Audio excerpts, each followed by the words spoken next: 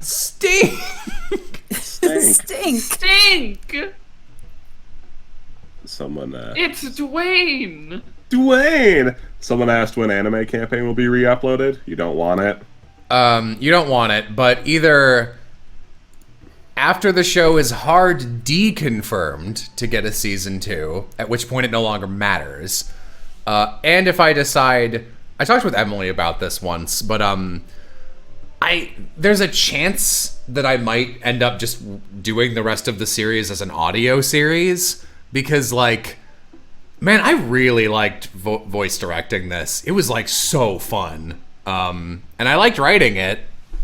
And if we did it as audio only, it would only cost, like, I don't know, 15% of what the rest of the show costs. $1 Canadian. $1 Canadian. And that's all it would cost. So if I do that, I also can't, you know, have walking spoiler box bad show out. But yeah, if the seasons do come out, like, I could have re-uploaded Bliss Ocean Curiosities. I just haven't really wanted to sit down and go, this is in 2 parts because we fucked up. So let's re-upload it together as 1 part, and it will look even worse because of compression. Yeah, that's not happening. I mean, I kind of want to, if only so people can go, oh, all right, I see what you mean by we don't want this. You really don't. I have to fight people on it a lot. People are like, I disagree with your opinion. And it's like, it's like, going a little bit from opinion to subjective truth, but I'm not gonna fight you anymore. There's just no time.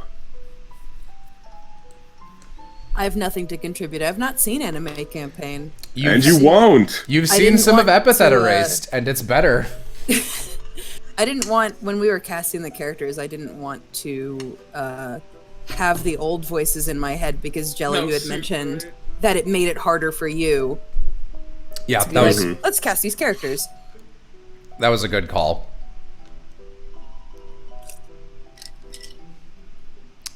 Not sure if I should give you... No, you shouldn't have any nose shading. Alas, Mia's Giovanni is dead. What were Arnold and Bugsy doing in Redwood Run when Giovanni showed up? They were just fucking around, I think. They that actually... place has no law. So, I don't know how, but they did genuinely hear that Giovanni stole this necklace somehow. Maybe they were listening to police blotters or something. Maybe they wiretapped his house. They're in the upper echelon of Bonsai Blaster, so they probably have, like, some level of tech and competence, whereas nobody below, like, Captain and lower does not. In my head, Bonsai Blasters are, like, they're all very cute and harmless, but then, like, once you get up a little higher, they actually turn into, like, really shitty dudes, because the entire company is based around fucking other people over. So, like, only the worst people end up actually getting to the top of that pyramid. Oh yeah, someone asked when you walked away why the ranking system was fucked up. Rube and I gave the broad stroke answer of the leader's an idiot. I mean, it's funny. Like, what? I don't know what you're looking for. It is funny to have a rank called Bonsai Senpai. Which multiple people have drawn, and both of them came up with pretty much the same design of, like, a very frilly anime schoolgirl outfit with, like, the helmet and goggles. Kind of like the Digivolution of the Bonsai Heathers trio girls, like what they look like. Someone say Digivolution. I did specifically say that. I'm being appealed to. Oh man. Yeah, you gotta... Civ's not around today, right? You gotta hang out with Civ. Oh yeah? Yeah, Civ... yeah. If you're a Digimon enthusiast, yeah. She is. Yeah. I would put it on paper that I am the most Digimon enthusiast to ever exist on the planet Earth. Yeah, you'll get along great then. Yeah, you'll get along great. Or you'll fight to the death. Both very possible. So, I know Civ and Marissa fairly well. I think Marissa's a bigger fan of Digimon than Civ is. Woo!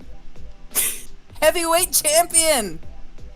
Like, I don't know if 2020! has Civ ever talked to you guys about her relationship with Durarara, where she's like, it was like formative for her, but she hates aspects of it and will never like it. I think she likes Digimon a lot more, but I think it has shades of that, whereas I think Marissa just non-ironically loves the shit out of all of Digimon. See, That's true. I don't think that's accurate because Civ has rewatched Digimon multiple times within recent memory. What seasons of Digimon? Civ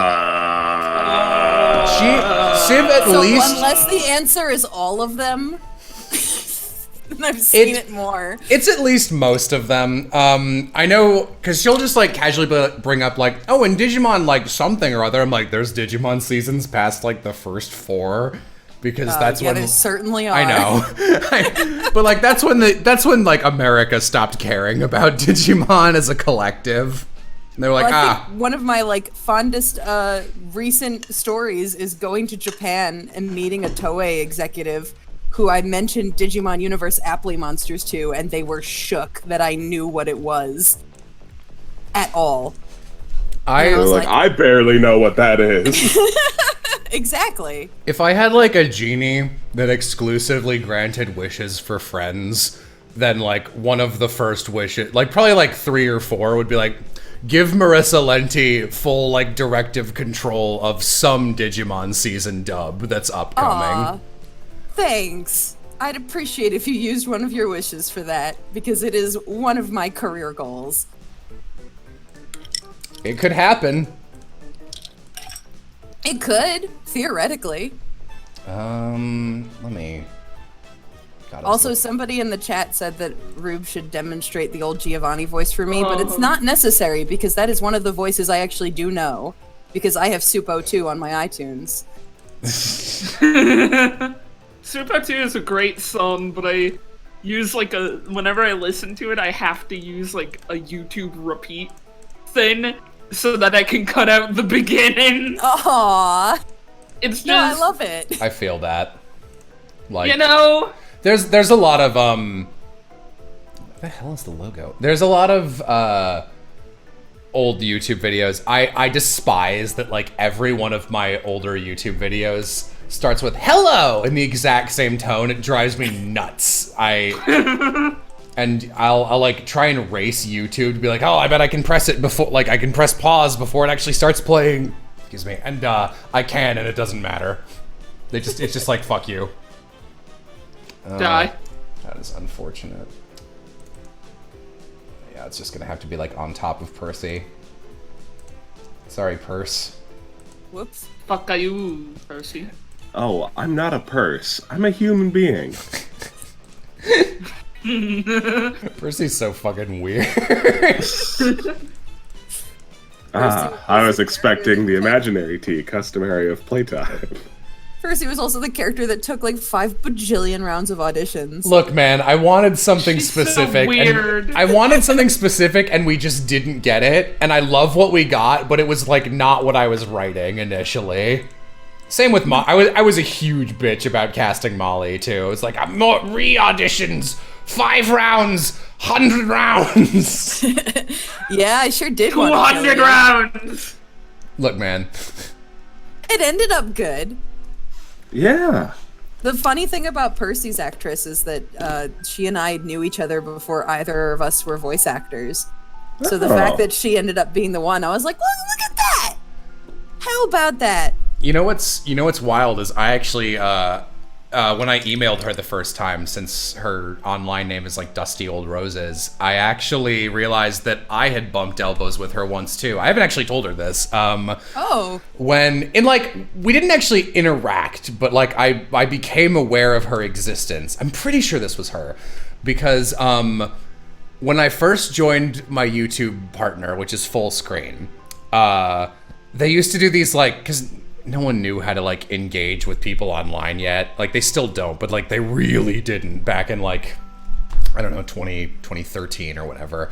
And they were like, oh, we're doing like a Facebook competition for like, people get to vote on their favorite full screen creator out of these 4. And one of the other people was Sandra, I think. Oh. And I was like, oh, another voice actor. I think she mostly did, I want to say like female scout from TF2 stuff. Yep, that's her. Yeah. Yep. She did that, and she did GLaDOS for whenever people were doing like their own Portal mod levels. She would do the GLaDOS voice for like everybody. I think she was in the Homestuck bubble too. Probably. I wouldn't be surprised. But the way that we met is when I was like 14. We were cosplaying Death Note. We ran into each other at a con, and we've been friends ever since. Wow. Wow. Why were you cosplaying? I was Matt and she was Near, which are like characters that don't matter. Oh, wow. I totally forgot Matt existed. I know. You're telling me there's a character named Matt in Death Note? That There's doesn't like sound right. there's like a whole crew of additional Death Note like characters that show up. Like some of them a little before L dies, some a little after, but like no one remembers them. Matt is like Mello's, like, I don't know, right-hand man, kind of. He doesn't do anything. He appears in the background playing a DS, and then he gets shot like 5 times. You know who my favorite unimportant Death Note characters are? Tell me. Near the very end of I think it's before L dies. There's these two people who end up somehow joining the investigation crew, but like in weird roles that only come up once, and it's like a femme fatale blonde lady and some like American motorcyclist or something, and they show up one fucking time and do something cool, and it's like, that's right, we're American, yeah! And then they don't come into the Act 1 finale at all. And then during the time skip, it's just like, unceremoniously, they were killed by the Death Note also, in case you thought they existed. What you were saying that like Durarara is Civ's like, oh, this was formative, but I don't actually love it. I think Death Note is that for me. Death Note is, from what I understand, I guess myself included, Death Note's the first manga I owned a volume of. Same. Death Note was like the anime that kind of like got a lot of people our age into anime beyond that, like, yeah, I've seen Pokemon level, where it was like, oh, it can get mature, even though like Death Note's not that good, but like it was kind of the bridge between like, yeah, I watch Naruto and like, I don't know. It's good enough that I can go back and watch it and be like, this is an anime. Yeah. I like this. I mean, you consider how much seasonal garbage comes out nowadays. Oh, yeah. And Death Note is a head and shoulders above them, just in that it feels planned out. Are you excited for the Death Note official continuation? Have you seen that? I'm worried. Fair. But everything makes me worried nowadays. I don't think I've been genuinely excited about a new anime in so long. Until it's already out, and then I know it's good, and then I'm like, I can be happy about this. Me and Always got to be worried about anime, because it's like, alright, where's the part where they kiss their sister? No, me and Lamp watched Nadia and the Secret of the Blue Water. Fucking Christ! Ah. I'm sorry I activated that sleeper cell for you, but we got so mad at it. Let me tell you the problem with fucking Nadia is, hold on, I need to cough so I can get through this. Okay. Lamp's gonna get mad. The problem with Nadia is that, like, overall, it's pretty alright. I'm pretty sure it was directed by the guy who made Neon Genesis Evangelion, and, like, his influences show a couple times, and, like, what are actually the best episodes and not the most horrible ones, if you'll believe it. And it's all fine, and it's all good, and there's one guy, the best character in the show. His name is, I believe it's Sanson? Yes, Sanson is the best. Yeah, Sanson's the good one. He has a brother named Hansen who's fine, but and there's a little girl. There's a little girl who they rescue because her parents who's named died. Little Gonson. No, her name's Marissa. God, I wish. And she's like a 4-year-old girl, and she's really cute and really great. And she has some good bits, and she gets and her and Sanson hang out a lot. He ends up being like her guardian and protector or whatever. And then in the last fucking breath, literally the last 5 seconds. The last 5 seconds of the show is They're They doing like just this. pan backwards, and it There's was this- like, "Yes, I'm Marie. I was the narrator this entire time. This is my husband, Samson." And Who we is- sat there, and and, we like, were just- so pissed. She was like a 5-year-old girl during the story, He and was he an was like adult. a late 20s-year-old man. Oh, gross. They pulled a new Extremely gross. Considering those were our favorite characters too, we were like, "Okay, time to bury this anime in like 6 feet under." That's bad. I'm a big fan, and I know we talk about this all the fucking time. I'm a big fan of. There's a series of games called Trails, the Legend of Heroes, and then there's a bunch of different little mini series. Trails of Cold Steel, Trails in the Sky, Trails of Zero, Trails of Azure, and which not to be confused with the Tales series, which is also JRPGs. But I was just talking to Amber. She plays a bad guy in the third and I think in the fourth game too, which is when that comes out. There is a lot to be said for those games. They're pretty fun, and the Trails in the Sky ones have like just a fucking phenomenal story. Here's how good it is. It is the only piece of media ever where your two main characters are adoptive siblings and they are romantic interests, and I swear to God, it just works. Like, they pulled it off. Someone did it. And I was like, oh, wow. It took them 2 games and 90 hours, but it was like well earned and it made sense and wasn't gross somehow. And I was like, okay, you did it. I'm impressed. And then Doubt, but I'll take your word for it. you can ask anyone who's played it. It's so weird. It's impossible, but and we were like, oh, they did it. And then in Trails of Cold Steel, your main character, Reen, also is adopted into his family and also has an adopted little sister. But this time they're doing it like super anime and super bad, where she has this bald-faced crush on him, and it's like the focus of any scene they're in. And not only are they doing the thing where like everyone can tell, but they're all like okay with it, and they all openly ship Reen with his little sister to the point where Reen's like, yes, you are my little sister, Pat, I am here to protect you because I am your older brother figure and I don't get it. And everyone else is like, oh, Reen, why can't you see what's right in front of you? And they're all like, darn, one day he'll know he should fuck his little sister. And it's like, guys, you did this once and like not gross and you pulled it off. Who's in charge of this shit? Why are you double dipping and going for this again?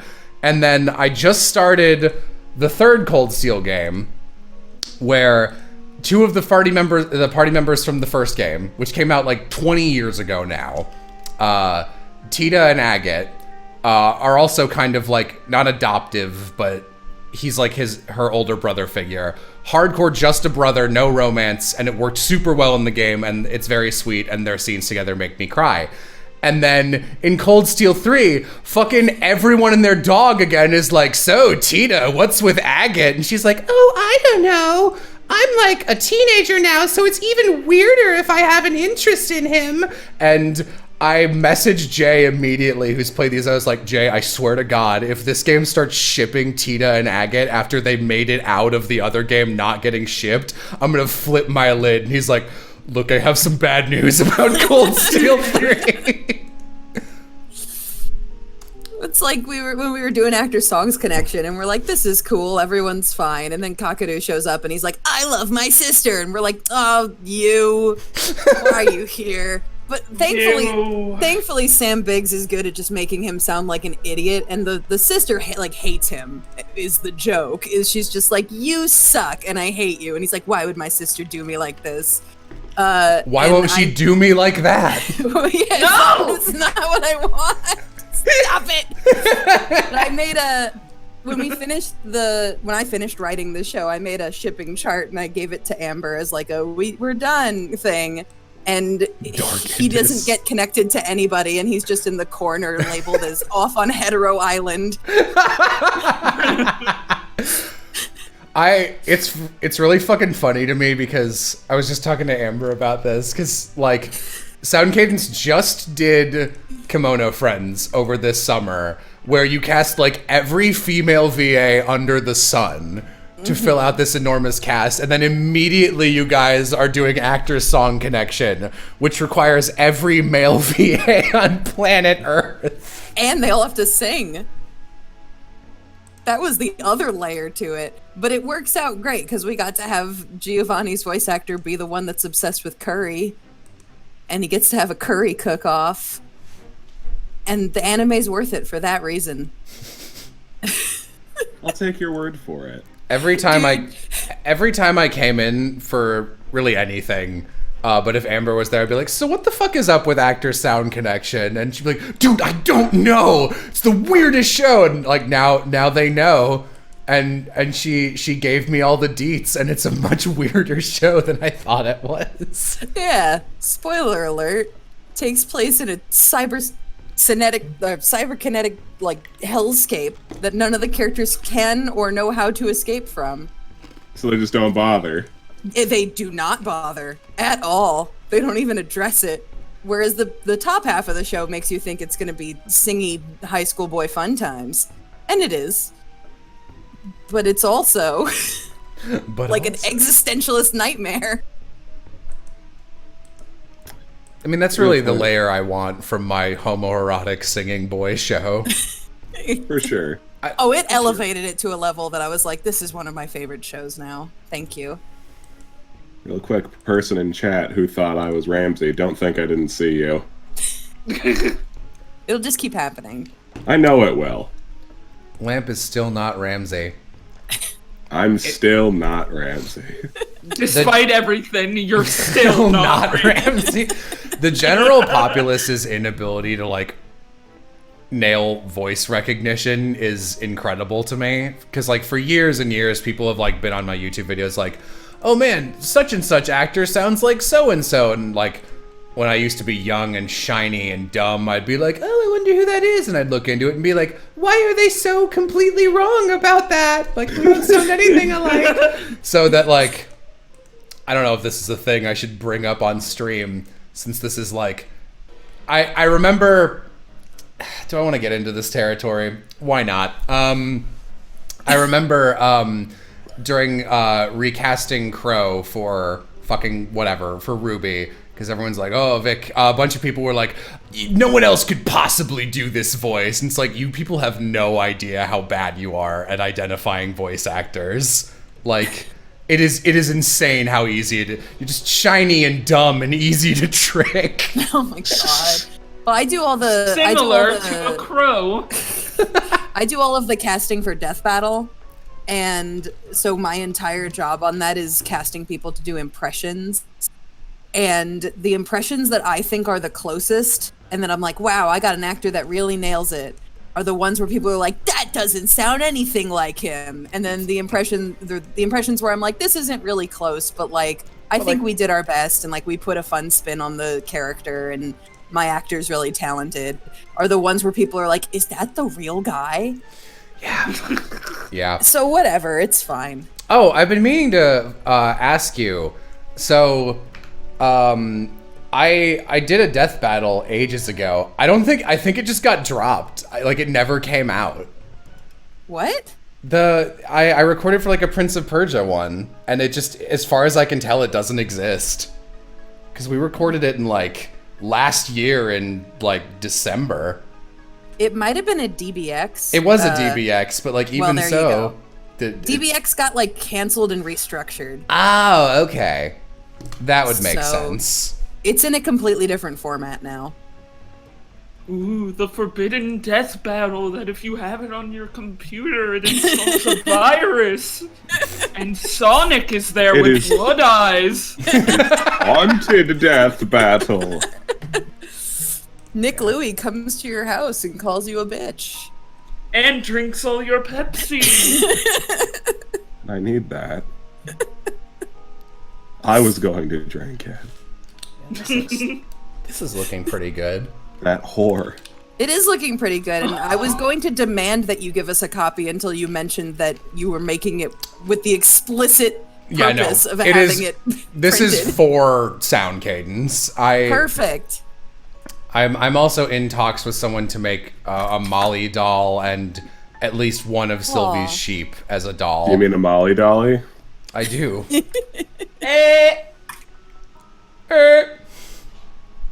Oh.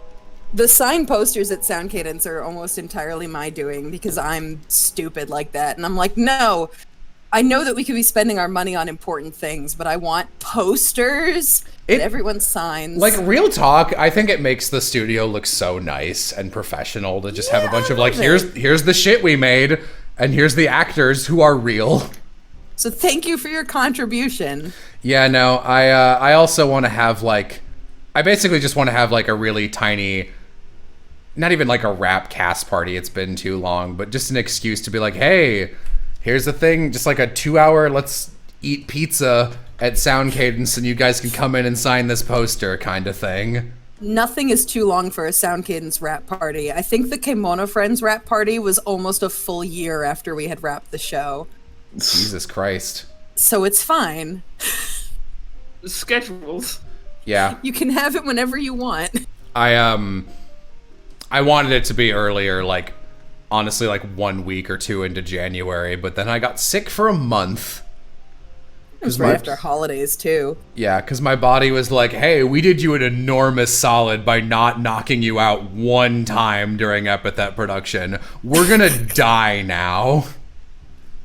And you're like, thanks, buddy. Bleh. And then he died. Yeah, I had a really bad January.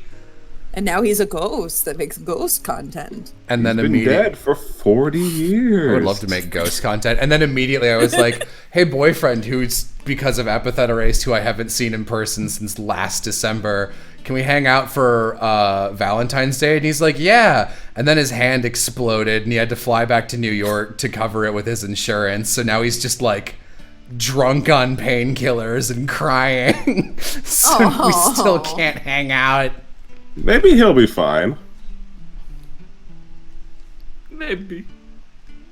He'll be fine eventually. It's just, And then Jello dies from love sickness, and then he just- comes back with blood eyes. Look, man, it's hard to hang out with Jay. He's always doing stuff. Also, he's poly and has another girlfriend, so he barely has any time to devote to one significant other, let alone two. So Nico and I just dive at the scraps of Jay's free time. I wish I was that cool. We all do. We all do. Yeah.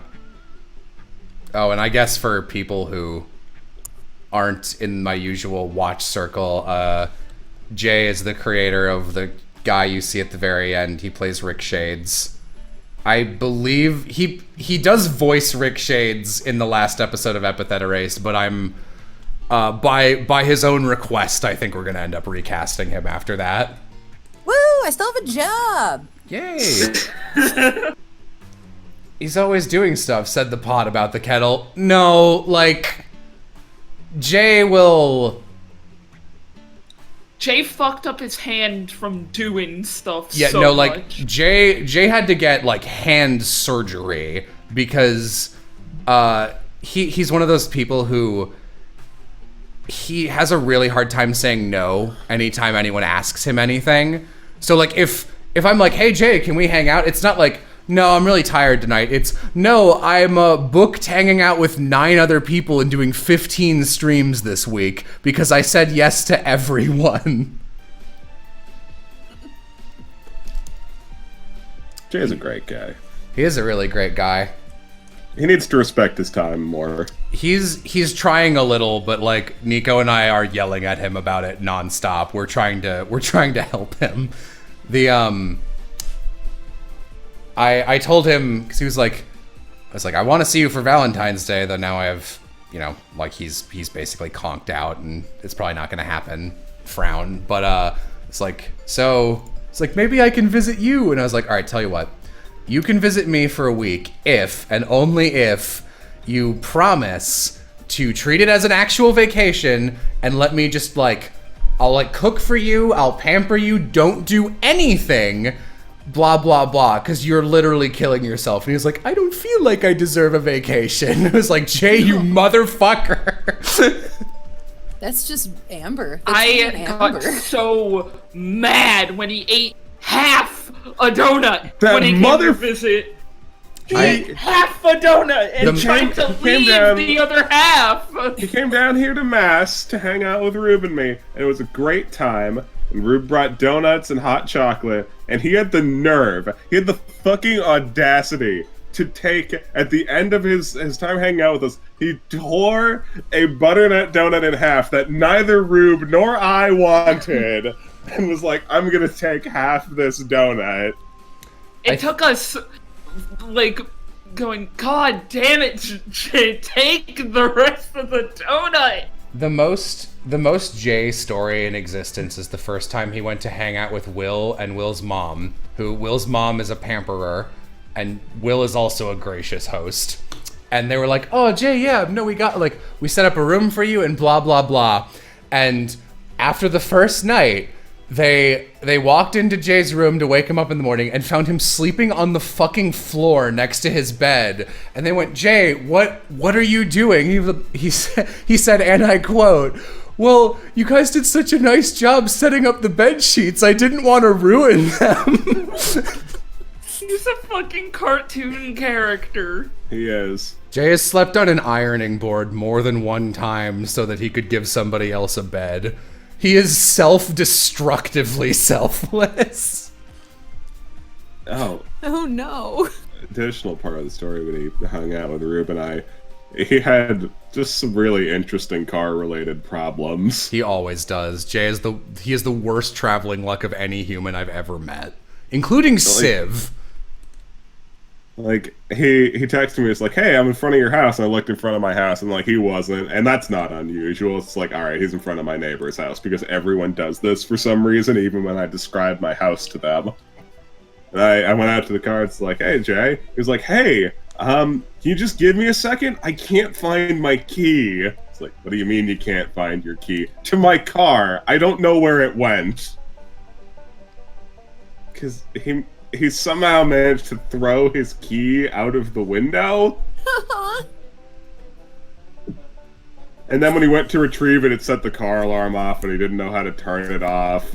So he drove down the street with the car alarm on for a while. Jay is like an angel whose wings are so big that they like smack him in the face while he tries to fly. And then he refuses accommodation for his wins. I'm just watching the entire chat lose their minds about these stories. Anyway, thanks for coming down to the Epithet Q&A stream where I just roast my nice boyfriend. I mean, he's got it coming. He does, and he'll be like, yeah. And then... Yeah, he'll just go, yeah, and then that's his entire retaliation. And then he'll just continue doing that shit forever. Oh my god, Nico and I are trying so hard.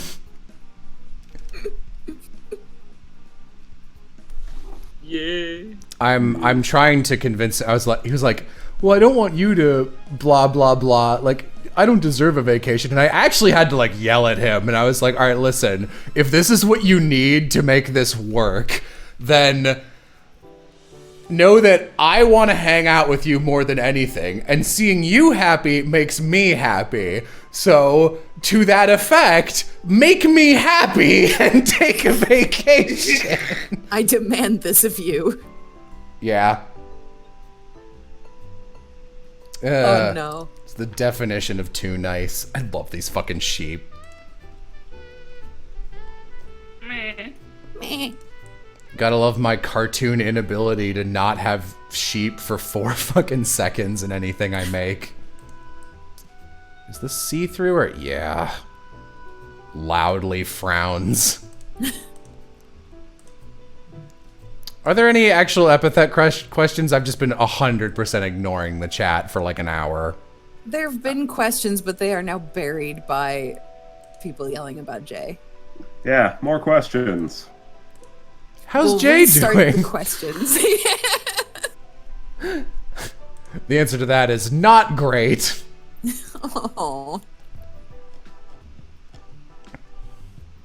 Is Car Crash based on Che? Someone asked. No, No. Car Just Crash. so happened to have a car-related story. Car Crash was genuinely like based on Wyatt, not the car crashing aspect, but I was just like, all right, I need to write a guy, so I wrote Car Crash's joke in the first thing, and then actually I love how the 5th episode flows into itself. I think it's really, really natural, where like this series of coincidences doesn't even feel like dumb or weird, where Giovanni needs a ride to this town where Ramsey is, so he gets a ride from Car Crash. Car Crash drives him there and crashes, calls the insurance company. They won't pick him up, so of all people who are in the vicinity, it's Percy.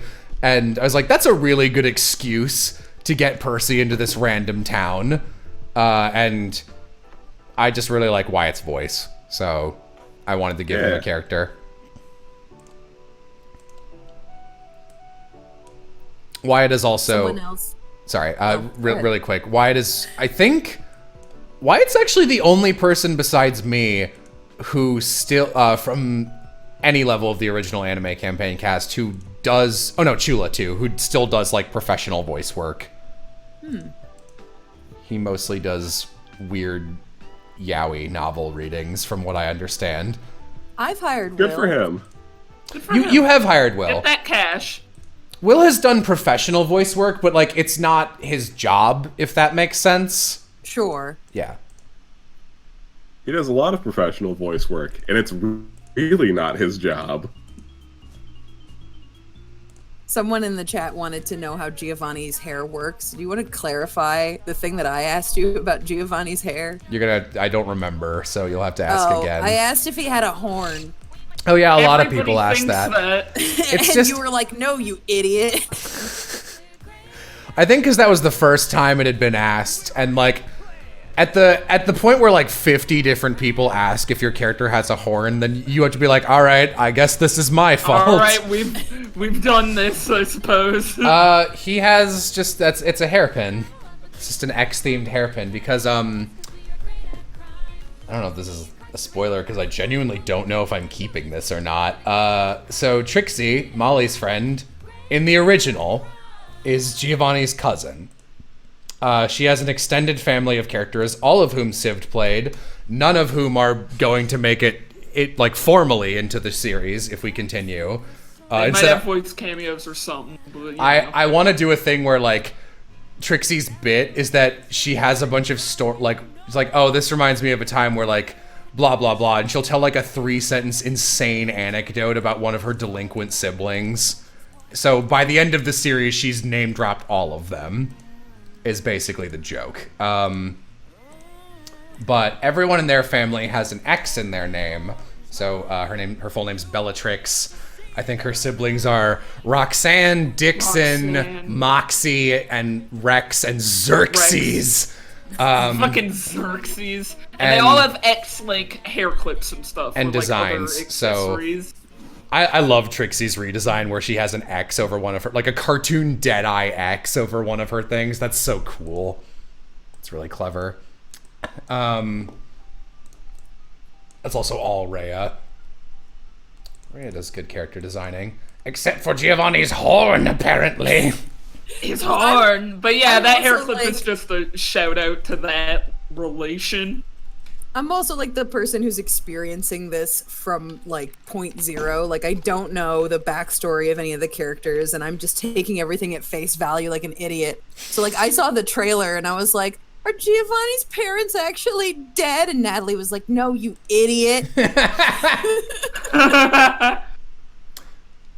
Like, in the actual, like, campaign, Giovanni's mom was voiced before he said that line. Oh, yeah, that- like, way before. So it was like, you fucking idiot, nobody's gonna believe you.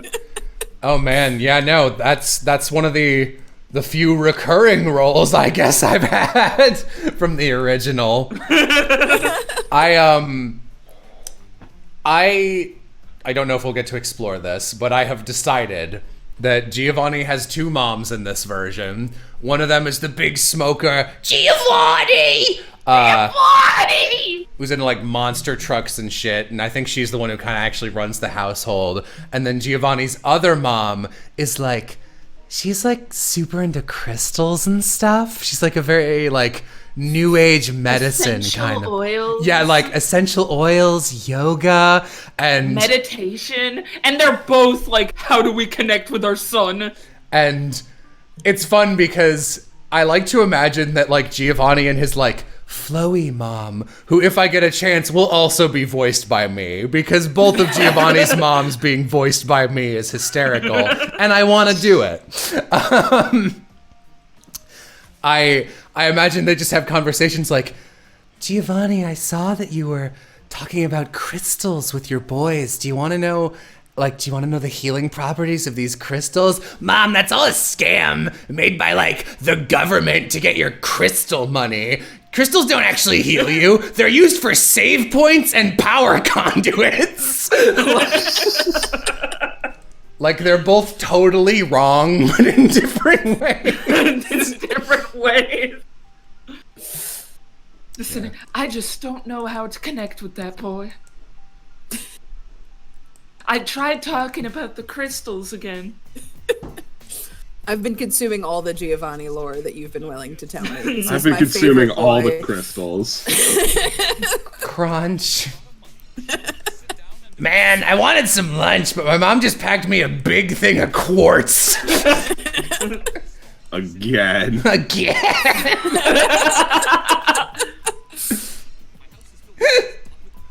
I mean, I can make a cool bedazzling of my coat with this, but I can't eat this.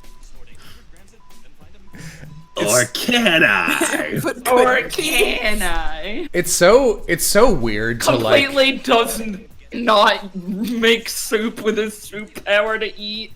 It's so weird to hear you doing like OG Giovanni and new Giovanni are so like such a different performance.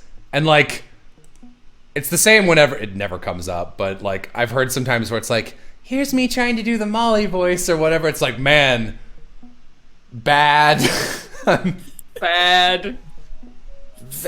Very bad. Glad I don't voice that character. I mean, like, obviously I was never gonna, but Molly used to be really, like, quiet. My brain can't unconnect the connector that says Giovanni. My throat will now do the Giovanni voice.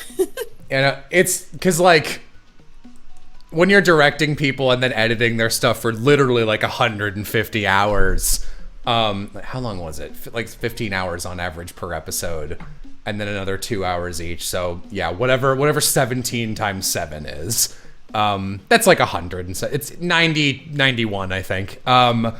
So whenever you do that, you start doing impressions of characters. So Emily and I all have our bad bastardized impressions of everybody. So my impression of like Rube Giovanni is very different from my Kyle Giovanni.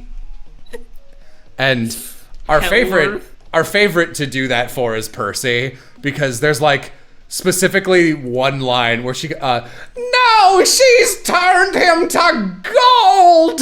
We like extrapolated that read, and it's just like so if you're not just doing hello, I am Percy, she's up here and crazy. That is not I know. That's so not He's Percy. consumed the debauchery. Oh my god, Percy's so fucking funny.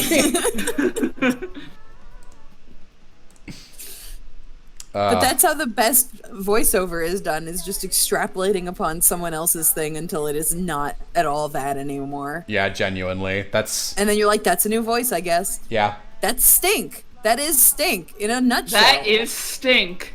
Is just, this is my really shitty bastardized impression of Gon that is not at all like what Gon actually sounds like. It's a new voice now. That's how Vertical Troy was too. It's just a bad Solid Snake impression. That like Vertical someone Troy. asked me, is Vertical Troy gonna make it into anime campaign? And I went into Epithet race. I was like, he wasn't in anime campaign. Oh no. The most vertical man there is doesn't deserve to be an epithet erased. I love that Vertical Troy's entire gimmick was just like saying the word vertical as though it meant anything and nothing else. Oh, dying. And then dying. Yeah, dying. That's the other thing that Vertical Troy does. That's the crux of his bit, is that something terrible happens and he gets killed in a way that's not meaningful in the slightest. Hearing you guys talk about anime campaign characters that I don't know anything about sounds like I'm being punked consistently over and over again. So It does, huh? You'd think, Vertical Troy with the Solid Snake voice who dies and says vertical. That's not a real You want to character. see him? I have a picture of Troy on my computer. I would love to. I do too, actually, so I can show Oh, stream. immediately there he is. It's probably not the same picture, but yeah, there it is. God, he's been buried. He doesn't even come up first in the search for Vertical Troy because they're like, you don't want this. He's got an ear arrow. Yeah, he's got It's an ear vertical. It points up. Vertical. He's got an ear secret. He's Yeah. got an ear secret. I think someone was like, "Is your epithet vertical?" And he was like, "No, I don't have one." And then he died. He was really great. He was giving a tutorial on how to play a card game, and then he was crushed by a giant sign that said 2 for 1 Yowie. And then he was dead for real. This can't be true. I have bad You want to news. see the sign? You have it. Of course I have the sign that killed Vertical Troy. That's what it's saved as.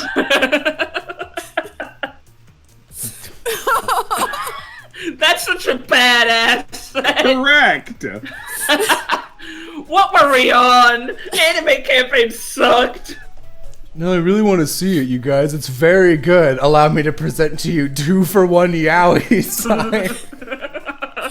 I know what you're talking about. Okay. This sign speaks to my human condition. So here's how much of a fucking farce just that adventure alone was.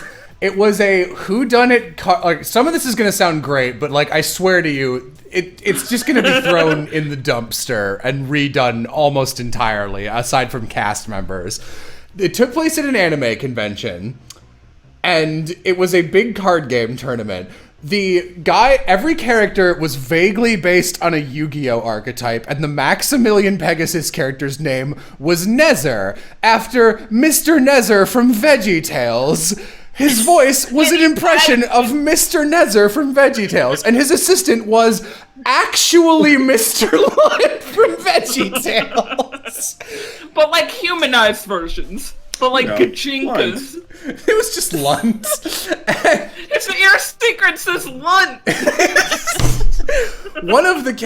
A real character in that game was a character named Sierra Saxton, whose entire gimmick is a dangerous obsession with the game Mousetrap to the point it consumes her life. And after every other character introduces themselves as like a "here are your suspects" thing, she runs up and goes, "Hello, are you investigating? My name is Sierra Saxton. I'll let you know up front I will not talk about anything besides Mousetrap. Would you like to play Mousetrap?"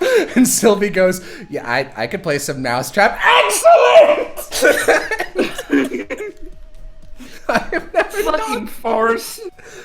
I haven't played this game since I was like 4, but you know, I haven't not played this game since I was 4.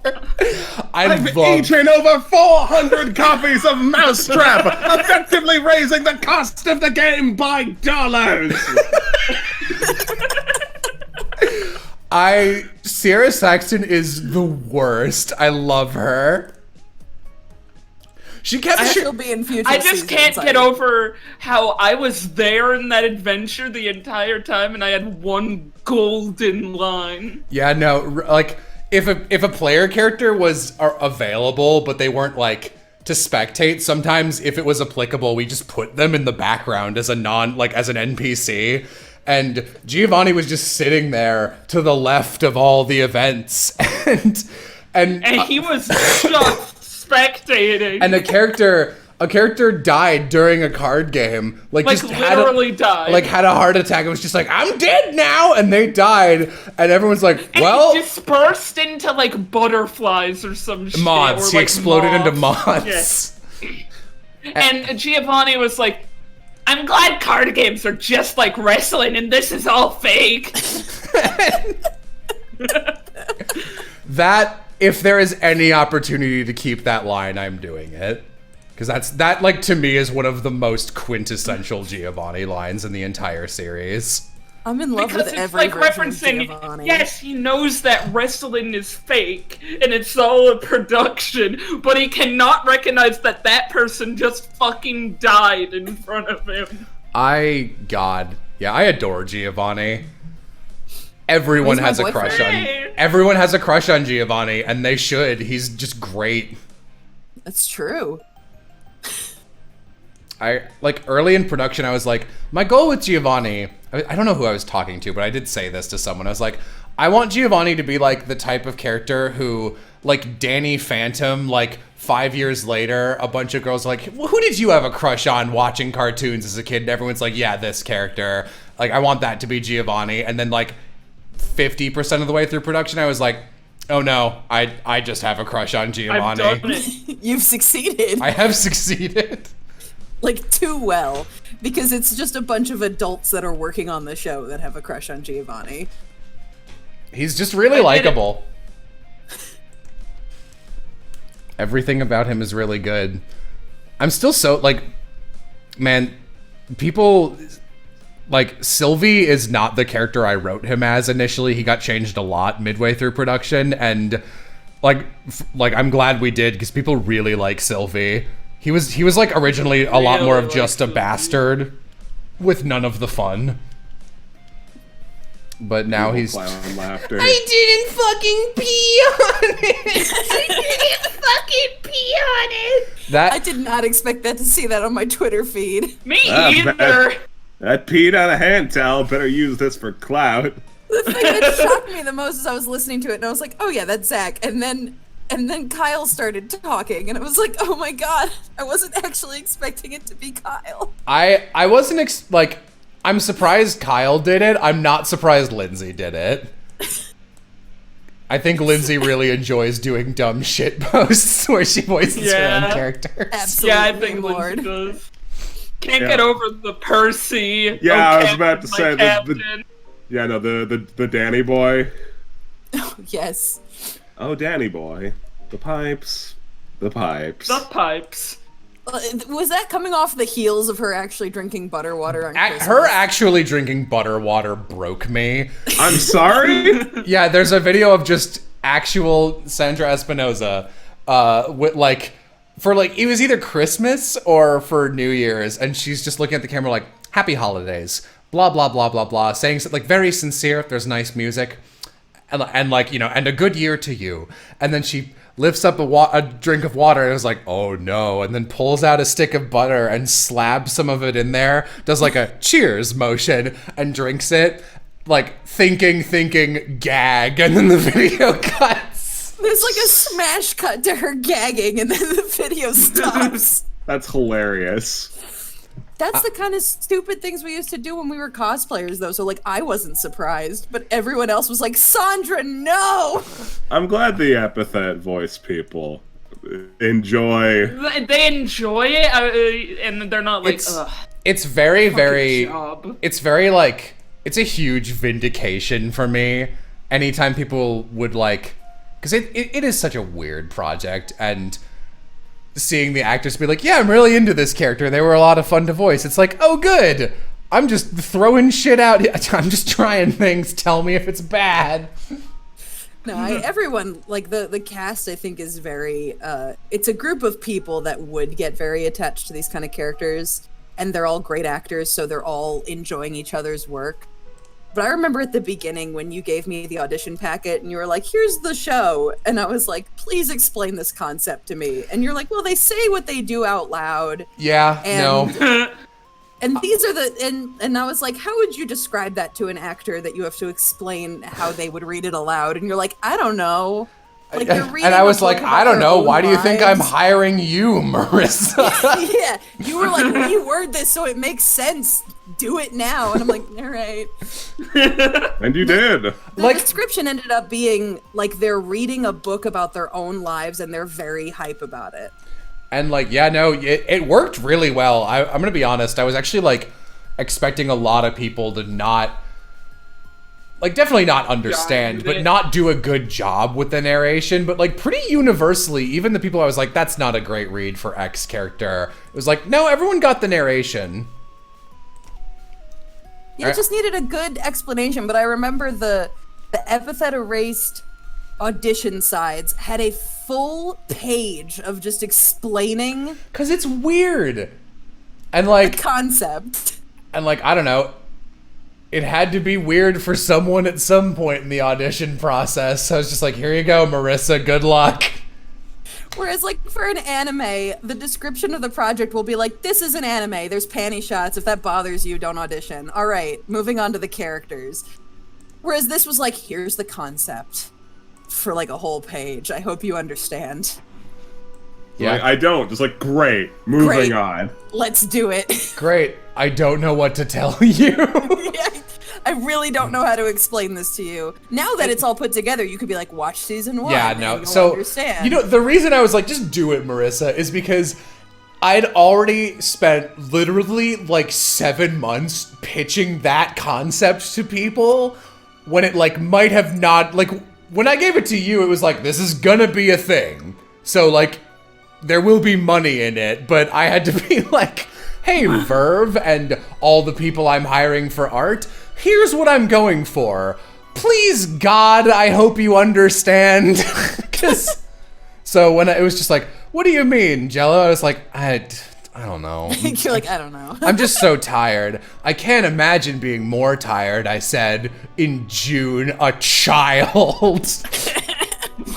So by the time it got to me, you were like, listen, the only thing you have to know is that I need actors. You explain to them. More or Get less. me actors, Marissa! I require actors for my funny cartoon show.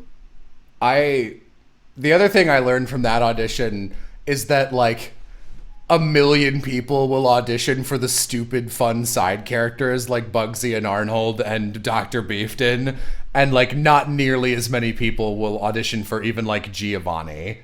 That's true. Which kind of, Me like, having feels to obvious. slowly eject Danny Cooksey at the airlock. Sadly.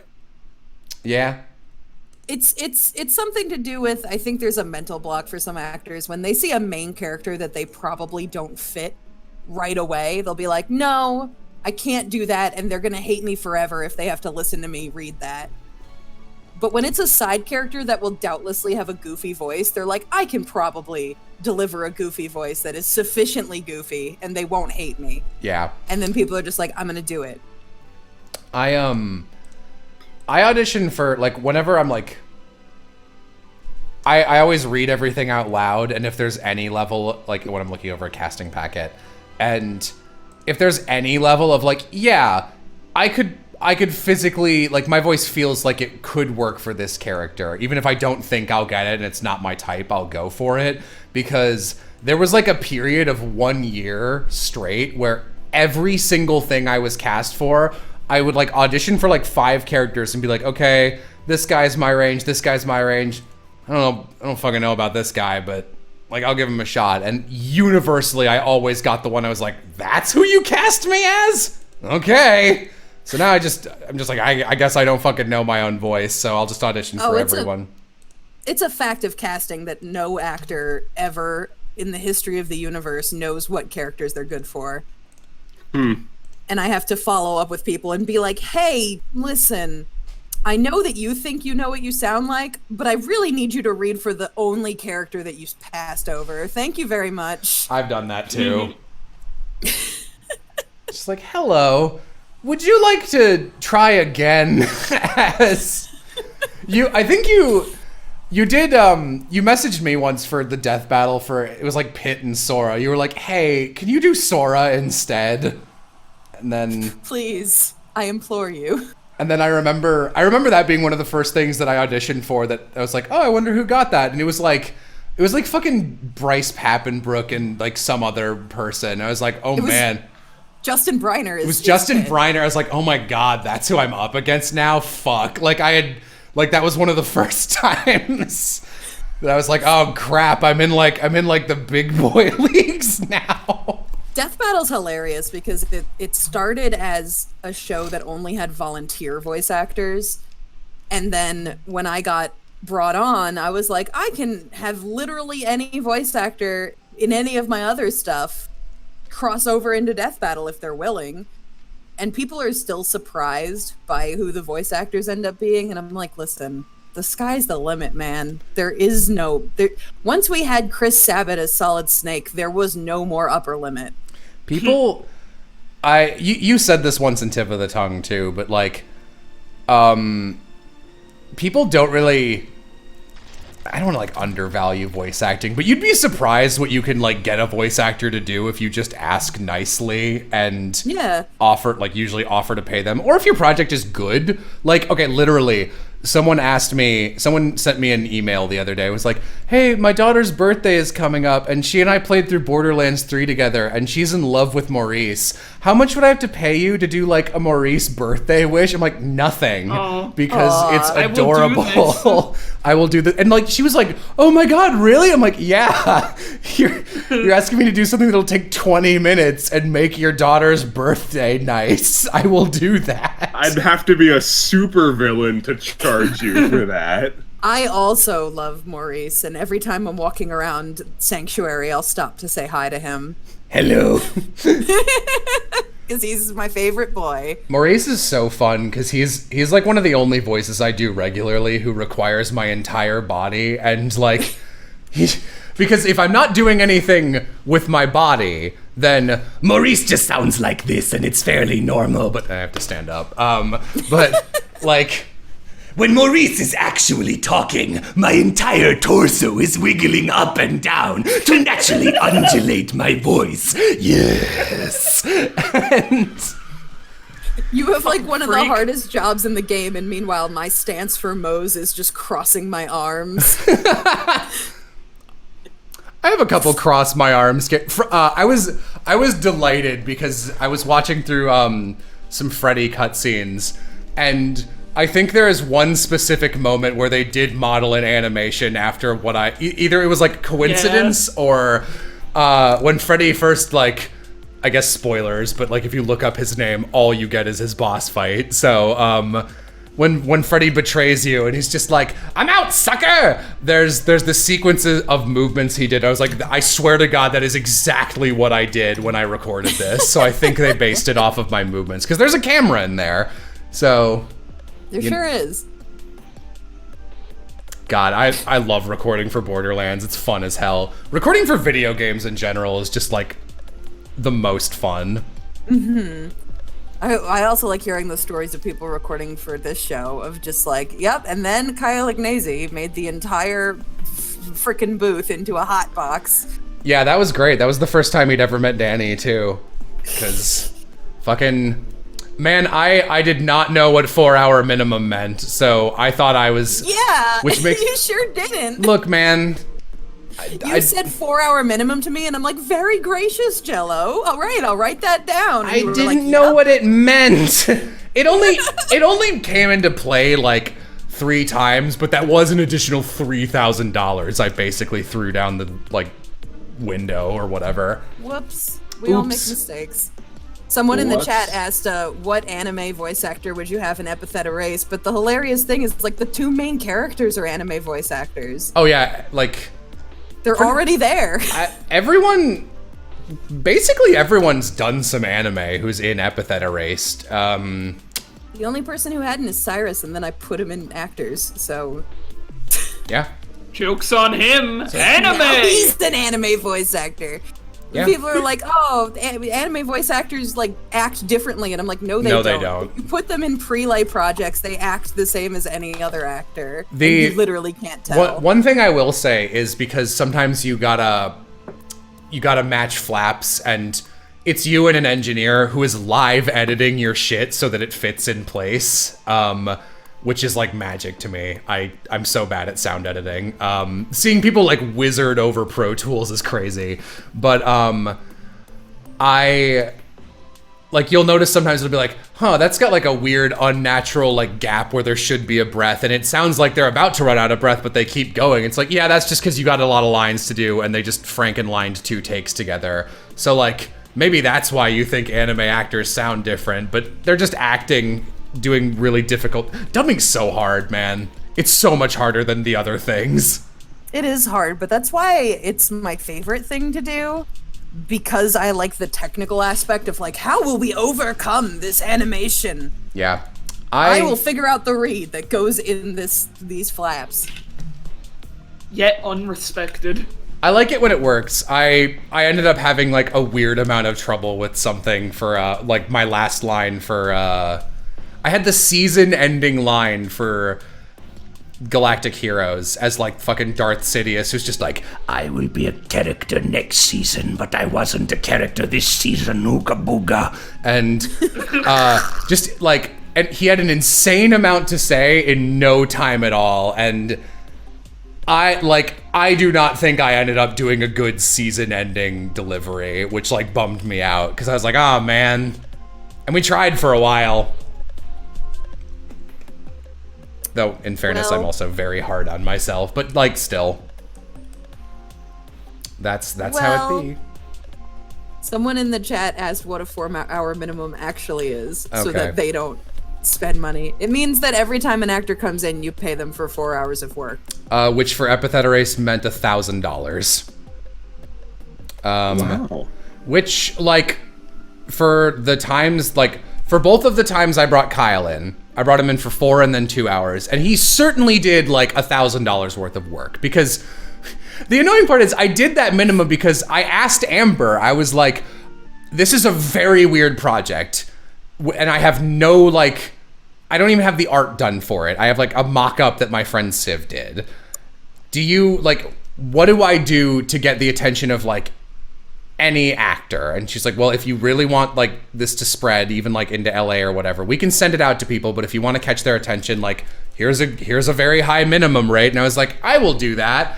And I thought that 4-hour minimum meant like, no matter how much we bring you in and record for you, so like, say your character has, you know, 4 hours worth of lines, say you're like Percy or Ramsey or one of the main characters, then we'll pay you for like, you'll come in and do 4 hours of work.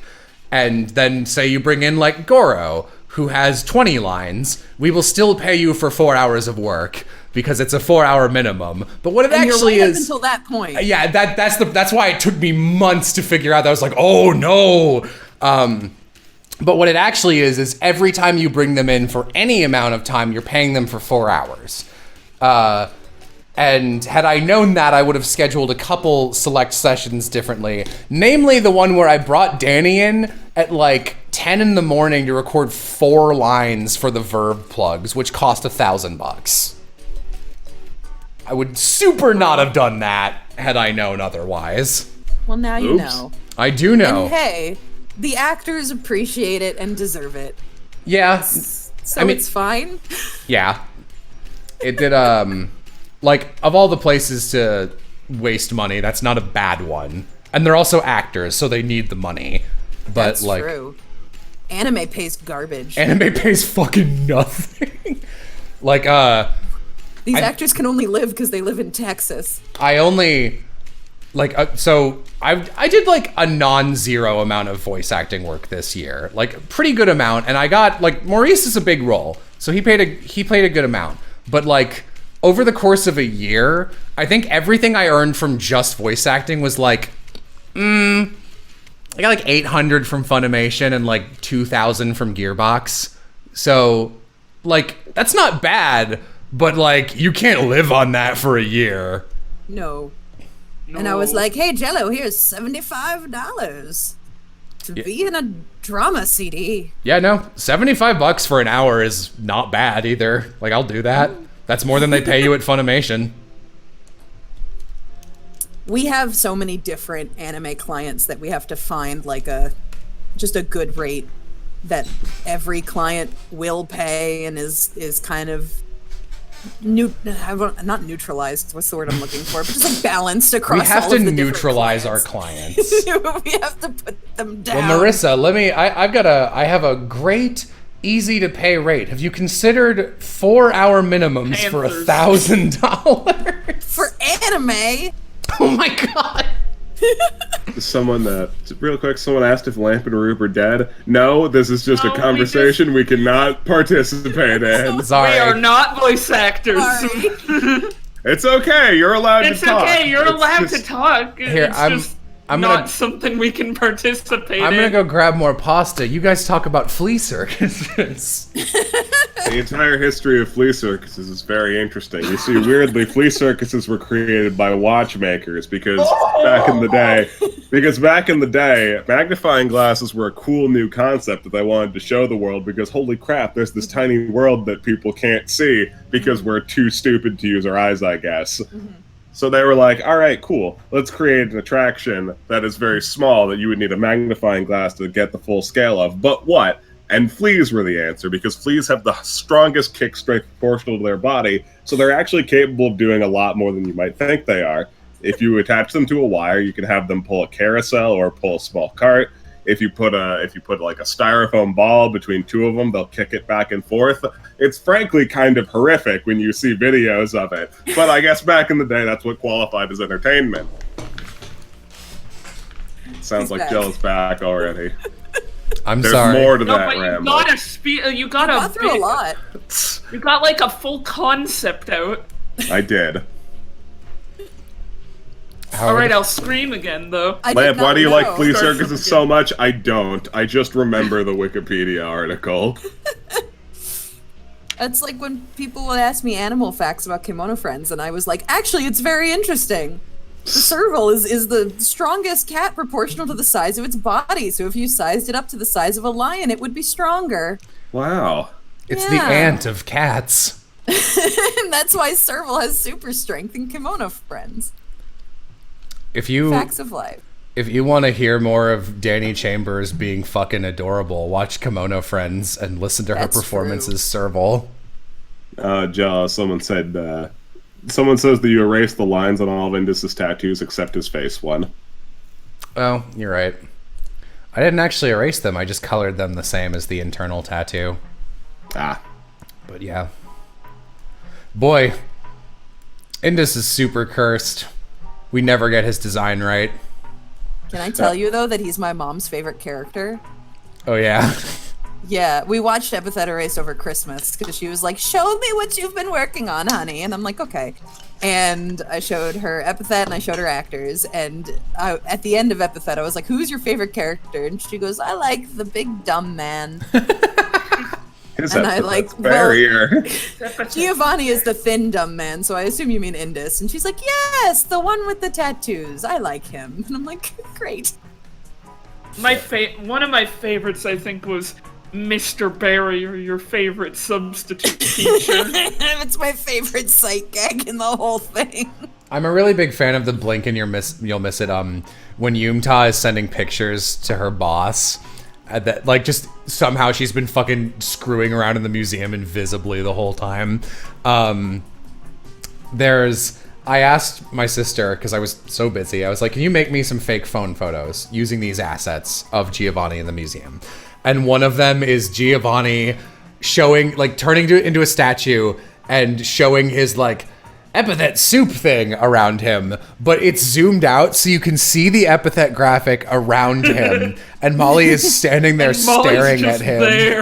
And I was like, yeah, I'll use that, and I love that because it like implies that fucking that just happens in real life. Happens. And everyone politely waits for the Epithet graphic to go away. Someone in the chat says your mom is into himbos, and I know, I got it from her. But I prefer the small. I prefer the small himbo, not the big himbo. The small. I want Amber to meet my sister, because we were like a couple times ago at Sound Cadence. Someone mentioned that like Amber's into like murder boys. And just Yeah. Oh no. and I was like, oh my god, my sister has a kindred spirit finally. So we can stop making fun of her for having crushes on the worst characters. When we were hanging out with our Japanese friend, and he was like, "What kind of guys are you two into?" And she goes, "Yandere megane," which means Oh. murder boy with glasses. And he was like, Oh. he's like, "I don't understand why you like such a person." And then he looked at No me one and does. he's like, "How about you?" And I'm like, "Bako Oji-san," which means like stupid dads. And he was like, "What's wrong with both of you?" No, I respect you. I respect you with stupid dads. Thank you. I have rights. We are the kindred spirits. Oh, perfect. Now, Stupid hold dads on. is definitely Stupid dads isn't really your type. You go more for dumpster husbands, who are also I stupid can do dads. both. Rube. Yeah, They're Rube not likes mutually dads. exclusive. They I can like be the same dads. thing. Rube, have you seen Tiger and Bunny? I have seen the character designs and it makes me think about it a lot of watching You should watch it. it. Okay, I've gotten a recommendation, so I guess I have to. The main character is my favorite dumb husband. He's I've thought about. I keep seeing the character designs and I'm like, is it worth it? It I don't is. know. I don't know anybody who's watched it, so I don't know. I've watched it like 3 times. Ryan watched it, but that's not a good recommendation. Ryan is our friend. He has frankly terrible anime taste. Is he the one I played a UR, like my first UR game where he was like the two-minded, like Yeah. evil? Yes. Okay, all right. Yes. Yeah. Yeah, that was Ryan. That was the Yes, one that who was played the Ryan. guy who had a second personality that was evil demon man. And then Will killed Ryan. that personality instantly. Yes. Oh, Ryan was not happy. No, he was not. It was a very weird first game for me to play in. Because that was the first time I ever met Rube or Civ. And trying to play off of you guys in your early Shy Was days was weird. very difficult. Yeah, whoops. So it just still learning. so it just turned into me talking to Will. It was a funny campaign though. What the hell is this music? Who knows? It's fine, we bonded over looks at notes. Monsters versus aliens. Your ability to And be there for Dinosaur. your ability to be there for the worst movie in whatever marathon I am currently watching is like incredible. Were you there for the Have worst I been there Bond for movie? Bond? I don't think I was, Bond does actually. the worst Bond movie is like a 3 out of 10, whereas Rube only appears like consistently for the 1 or 0s out of 10. So Rube was there for got Dinosaur. so mad at Brother Bear. Brother Bear is a terrible movie. I got so mad at the end. No, did you watch? I know you watched the sequel because that's the one where he gets cucked by a bear. Did you watch think- the first Brother Bear? I think both of us were there for both of them. Okay.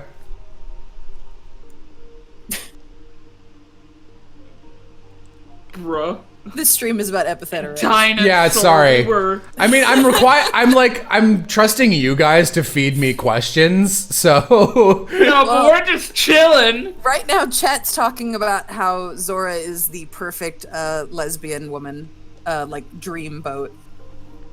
For anyone that loves women, here's Zora. I mean, she's bi, so she's open to it. So yeah. She's Will also she voiced take a by shower? Dawn M. Bennett, who has got a very attractive voice. So Yeah. you all have rights. Dawn M. Bennett's voice is like 30% fry and like vocal fry, and it's fucking wonderful to listen to. You kind of can't hear it because it's in the distance, but like, man, her unedited evil laugh right before she drops down from the trees behind Ramsey and Percy is just like, it's fucking delicious. It's so good. I want to grow up to be Dawn M. Bennett one day. Dawn's really cool. I was so fucking happy when I was like, man, I really love the idea of like, I love villain songs, and I'd love Zora to like sing an outro song. I was like, can Dawn sing? It's like, not only can Dawn sing, she is the music director for several anime, and will direct. Perfect pitch. It's like, oh, great. And then she came in to record Great at Cowboy, and I'd sent her like my shitty demo from the night before, and she had transcribed the music, printed out a music sheet, brought it with her, and basically nailed it in like one take. That sounds about right. Dawn's great. She is great at Cowboy. And then she told me about it the next day when we went to go see tigers on a 2-hour road trip. She was like, Marissa, I get a villain song. And I'm like, I'm proud of you, Dawn. You did it, Dawn. You did it. Let's go look at tigers. Chat, I'm just gonna shut this down right now. Giovanni will not do anything for Sylvie. Ever. What? People are like, is Giovanni gonna do nice things for Sylvie? Like, so. No, they're not friends. They are not friends. Unless, like... They share the friendship of Molly. Yeah. Like, Sylvie... What Sylvie did to Molly made Giovanni instantly go, I do not like you. And he's right. I made a big, long, like... the complex moral whatevers of Molly post, because I think Molly is like a really interesting character and you don't get to see a lot of it in season 1, but like she's very smart and very good at immediately reading like, how do I pacify this customer?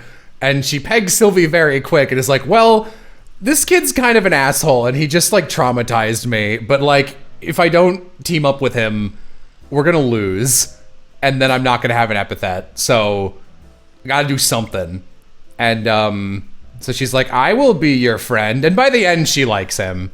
Giovanni doesn't. By the end, she likes him. But at first, she's kind of like, yeah, sure, guy. And she's mostly just, when Giovanni's reasonably mad at him, she's like, no, it's fine. No. When the show was starting to come out and people were starting to do fan art, I remember walking to the studio and seeing you and being like, I'm surprised no one's hate shipping Giovanni and Sylvie. And you were like, never say that to me again. Oh, man. Well, I wish you listened to me because I totally forgot about that. Oh, I'll never stop. Shit. Oh, like Homestuck. There's a lot of... I see a lot of three-way shipping between Zora, Ramsey, and Zora in any... You said Zora twice. Well, yes, it's a sandwich. No, Zora, Ramsey, and Percy. They were the 3 prominent characters in that portion. Yeah. No love for Howie. Aw. I mean, Howie is Ace Arrow, so you'd be bucking up the wrong tree, as they say. You'll be bucking up the wrong tree. Aye, me bucko, you can't buck that direction. No, but yeah. Wait, no, I found it. I found the image that's Giovanni to Sylvie. Nearly threw hands with a 13-year-old. I'm 15. I didn't pee. I'm not a piss boy. Majin's ability to do like jokingly like weenie crying, shouting is so funny. I'm not a pee-pee boy. I'm not. Majin's very good at yelling. Yeah. That's what I mean when I said, like, yeah, I'm surprised, like, Sylvie changed so much, because originally he was very played straight and very boring. I was like, actually, this is a terrible use of Majin. You were right. You were right. Sometimes actors inform the characters. That's how things be. Danny threw in a couple Molly ad-libs that made it into the show. You right, that was just her. I was about to ask. You right. You're right. I think... Because that sounds like something she would do on Kimono Friends. So I think I was like, this scene just ends and it doesn't feel good. So I actually asked her, I was like, can you like say like, I don't know, like, yeah, you right. She's like, yes, I always say you right. So this is perfect. She threw in the scooch stuff. Aw. Dawn threw in like there were a bunch of segments where it was like long swaths of narration for these really quick Zora special attacks. Like, this is terrible. And she was just like, what if I just said, like, tree? It's like, that works. One of my favorites is just cowboy. Cowboy. Cowboy. You got it, buddy. Is that why you dress like a cowboy? Is that why you dress like a cowboy? That, the fucking timing on that and the sound effects always makes me laugh every time. That's my favorite joke. That joke has the same energy to me as, yeah, when you're in the market for a new yo-yo. Yeah, new yo-yo. It's the exact same kind of read. That, one of the reasons I'm so excited for a possible season 2 is because we get to have Sarah as Yumta, and I wanna milk that. There's one specific read where she's Toru in Dragon Maid, where someone's just like, "It's time for our rematch, Toru," and she just goes, "Or you could go away." It's like the funniest fucking little gremlin voice. But you sent me a message and you were like, how's Sarah Whedon have at Gremlins? And I'm like, listen. I was like, you could not have picked a more perfect actress if you tried, and somehow you weren't trying. It's because she was like, she came in to record for Bonsai Blasters, and I was like, ooh, who is this? And you're Yumta now. You. I will take you. And I, again, had just gotten off of Kimono Friends, and in that one she plays Prairie Dog, who is an insane person who just talks super formally, but is also a just high-energy gremlin. And every time other characters have a cue that's supposed to be together, like, everyone goes, "It's done!" And they just kind of say it like that. She's in the background going, "It's done!" And that is her strength. That's all you need from her. Wait, reminder, that's tomorrow, isn't it? Today's Sunday, right? Yeah. It is Sunday. I've told this story multiple times, but it always cracks me up. Because at first I was like, "Oh, who are you?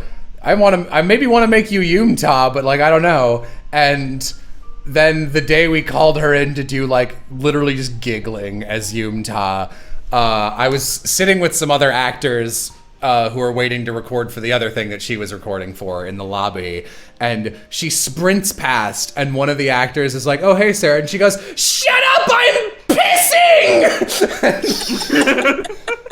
Like, not "I'm going to pee," just "I am pissing this second." And I was like, yeah, that's just Yumta. And then either you or Emily immediately afterwards told me a story where she was like, "Yeah, no, Sarah was telling me that like when she is at home and she knows her boyfriend will be coming back to their place at like a specific time, she'll like hide in a cabinet and wait for him to find her so she can pop out and scare him." Yeah, perfect casting. Perfect. For anyone who's not seen Sarah Whedon, she's like 5'0" and her boyfriend is like 6 foot plus. 6 foot something. 6 foot something. Is her boyfriend a voice actor? It's Aaron Dismuke. Oh, is it? I didn't know that. Yeah. He's great. He's very tall. He's a tall boy. Yeah. Yeah, I think that something about Epithet specifically, a lot of the actors match up very well with their characters as opposed to putting something on. Dawn literally has the same name. Her name really is Dawn. Yeah. It just worked out.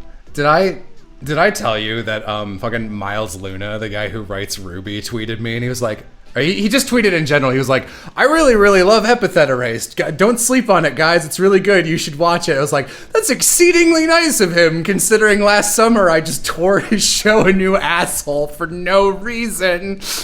Maybe he didn't know. And I mean, I didn't tell him, but and I was like, thank you so much. And he was like, yeah, if you're looking for more voice actors in the future, you know where I am, wink. And in my head, I'm like, if I'm looking for new networks, I know where you are. I know where you are, Oh, wink. Yeah. Do not. Everything in the behind the scenes of the voice acting industry is just like, oh yeah, there's a vague connection here, and people will try and make it like a big conspiracy theory. No. Like when we started having Funimation talent in big quotes, because nobody is really a talent of just one studio. But when we started having anime voice actors showing up in RWBY, everyone was like, "Oh, it's because the Rooster Teeth people have gone to Funimation before to be in Fairy Tail, and we'll pin this together." And I was like, "No." The answer is I cast for Death Battle, and then they were like, "Hey, can you cast for RWBY?" And I was like, "Yes," and they were like, "Great," and then it was all done by the same people. It's just me. I'm the common denominator. It was me. You are the literal center of the voice acting universe. Yeah, I'm so important.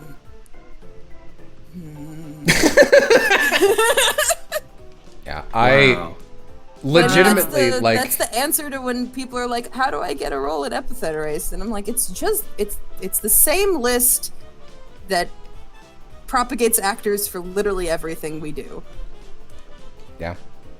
Plus people that were in Anime Campaign.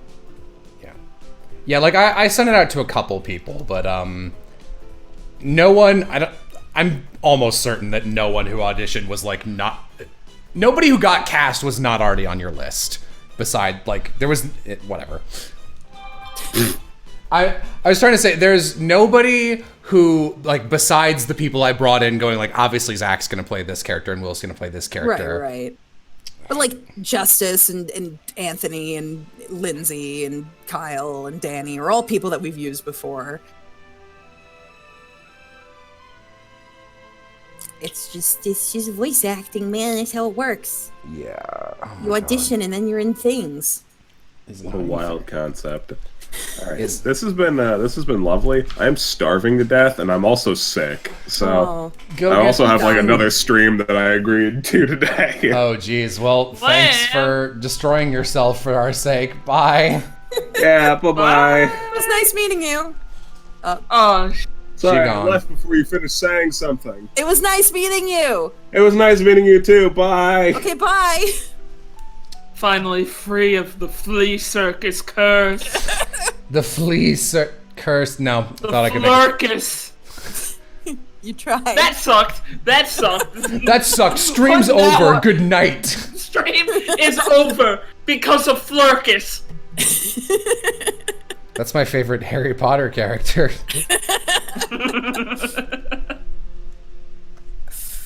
Oh god.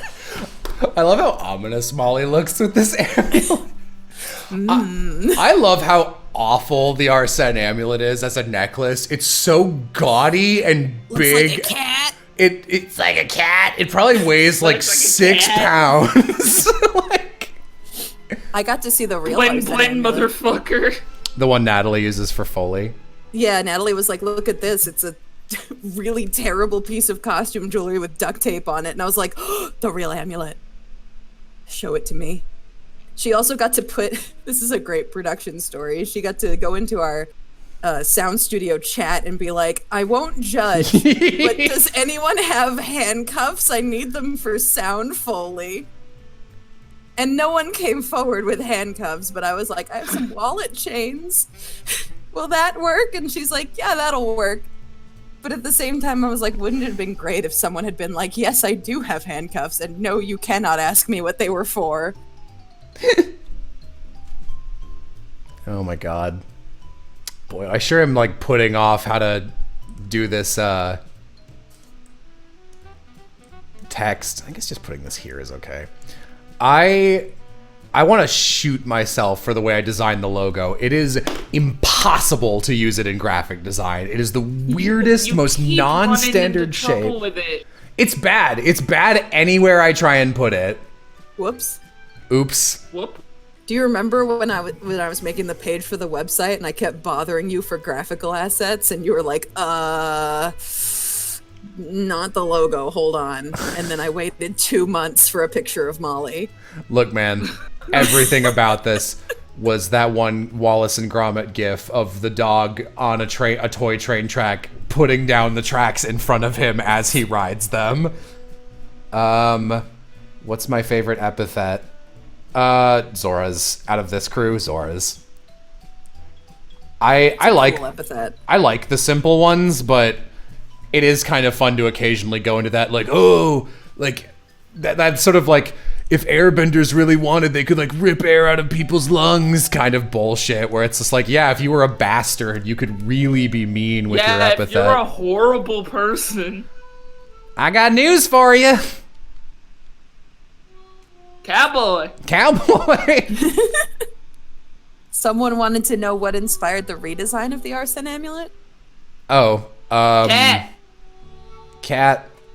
I wanted it to, in my head, this isn't really a thing until, no, it gets mentioned in season 1. Zora can put her epithet into bullets. You can permanently put your epithet into an item if you're really, really good at it. And the amount of, you basically have to sacrifice some of your proficiency permanently to store it somewhere. And in my head, this will never be a character and it will never matter. There was a thief who had the ability copycat, and he was just like, oh, I know, what if when I copy shit, I just like also remove it from the other person, which is bullshit and shouldn't work, and did that with epithets and was like, I'm gonna put this into a necklace in case I get like old and stupid and need it later. So it's just a very dangerous artifact. And I wanted to have it reflect the fact that it's made from the epithet copycat. So it looks like a cat. Looks like a cat. Also, Powerhouse designed it. I was like, hey, here's what I'm thinking. And then they were like, how about this instead? And I was like, I don't care. You're doing a lot for me. Doesn't matter. You're doing anything. Yeah. This is looking good. This is gonna look good on the wall. Yeah, thank you.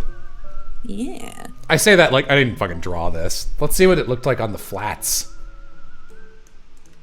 Oh, that's weird to see it this. Fun little experiment. Well, that's very different now. Oh wow. Still looks good. Oh yeah. But then you're like, lighting? Yes. The area I'm between. just looking at all the places where actors will be able to sign. Yeah, they're gonna have to sign on top of their characters, I think. That usually happens. It's fine. Howard plays Weiss's brother in Ruby and makes it a point to always sign on her boobs. I legit, like, Howard mentioned, he was like, one of the first times I met him, he mentioned like, yeah, I got to record for Ruby. I was like, oh, did you just get cast for one of those new characters? And he was like, no, I'm Weiss's brother. I was like, oh, okay.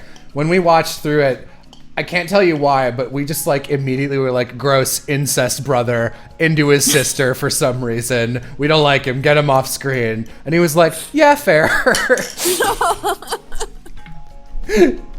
don't know if he's incest brother, but he is gross. No, he's not.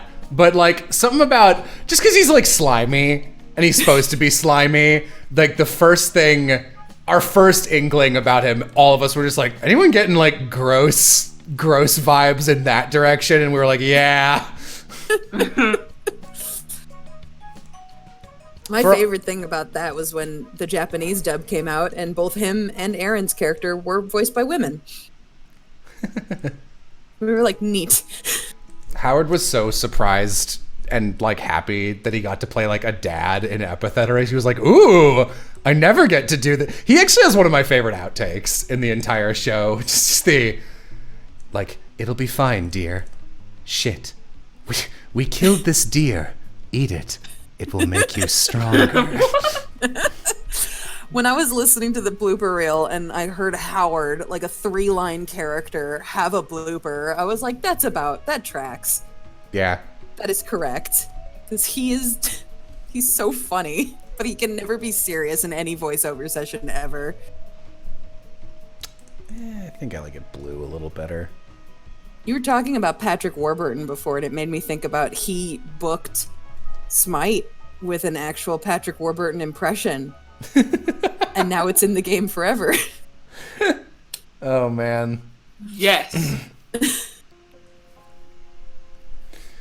That's really fun. That's what he's good at. I feel so bad every time I open up a new thing of Smite auditions. I'm like, I'm glad I'm a dude, because all of the guy characters in Smite are so much more fun looking than all the girls. Because like girl characters are like SMH. sexy. it's like She has sexy sexy pirate, sexy, Ooh, sexy ghost, sexy orc, and then it's like meanwhile Halloween costume. Exactly. meanwhile the guys are like giant stupid dragon puppet. This guy is Anubis, but he's a skater and he's 2 feet tall from New York, and it's like, oh, this is awesome, Baby. literal baby. I did get lucky though. I'm in Paladins, is what I think is like one of the peak things of my career, is just like this like 7 foot tall, like big beefy soldier lady. And they were like, you can do any accent you want. And so I gave them New York and Texas and General American and Russian. And they were like, we're taking Texas. So she's just this big, buff, beefy Texan lady. And I'm like, that's the fucking best thing I've ever gotten to do. I love that I did this. one of the comments on an early episode of Epithet Erased on Verve was just like, it was the first one where Zora shows up. Someone was just like, as a Texan, I'm offended by that Texas accent. I'm like, Dawn's fucking from Texas! From Texas. That is her accent! That's just life, though. Like, if you Yeah. put a British character with a British actor into your show, there will be They'll be someone like, telling you what that the it fuck sucks. is this fake ass British accent? Fake They're- ass. From Britain. Nope. You're wrong. I had someone once, there's a game that I work on that has accents in it, and we released a trailer of everyone saying one line. And someone sent me an email being like, hello, I am a voice actor from the UK. It sounds like your British actress needs help. I'd like to offer my Oh, that services." is And I was the like- worst way to try and put your foot in the door. That's just And I was kicking. like, you can service me by getting into a dumpster, you horrible person. Here, I'll put a step down for you. Because my actress was from London. I'm like, you literally... Why would you say this about an actor I've already picked out and given money to? Clearly I like her. I know you've already cast this actor, but But they I suck. think I'm better, and and you they should use suck. me. But I hate them, so... It was also like the lady... You were I was obviously casting- tricked into hiring a worse actor than me. So you should use me instead. I had someone else like audition, and I was like, "Hey, are you British? Like, is your accent natural? Because I needed it to be natural. It's what the client wanted." And they wrote back to me being like, "Who the hell's asking?" And I You're was like, "Me." your casting director. the person who wants to hire you, like... They're like, whose business is it if I'm British or not? And so I looked it up, and they were American, and I was like, okay, I You could have understand. just said that. You could have just said no, and I would have been like, thanks for your time. But instead, you're like, what if I kill Or you? even then, you could have lied. What if if- we're taking like the route, you could have been like, ah, yes, of course I am British. Do not question. But the You're fact that you lying. said, That would be who's worse. asking? Lying would have been bad, but I probably wouldn't have noticed. Like, confronting me is just so much more aggressive.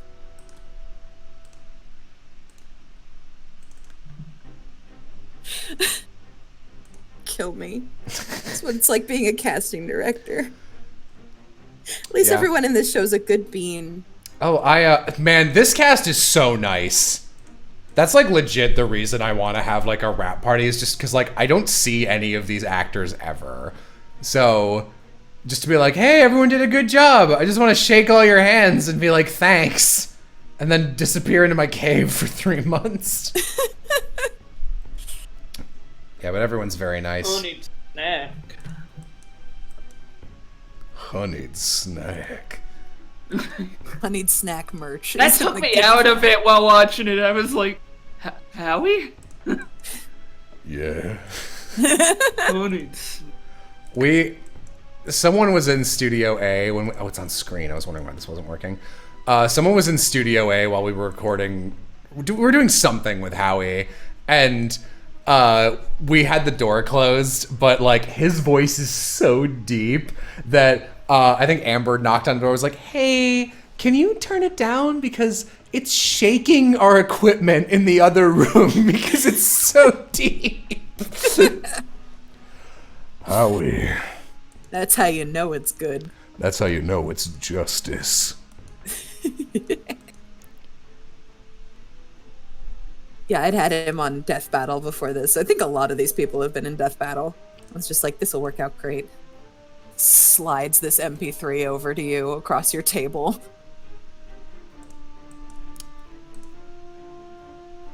Look at... I've seen a lot of people asking if stuff about Molly's sister. She's bad. I actually have an actress in mind who I think could play her, but she's a stage actress from Chicago. It's one of my friends from high school. It's like my only high school friend I still hang out with. And I like see her in a play every year. But I was talking to her, I was like, "Oh man, you are like the perfect bubbly energy to play this, like to play off this character at just a level where I don't hate everything you say."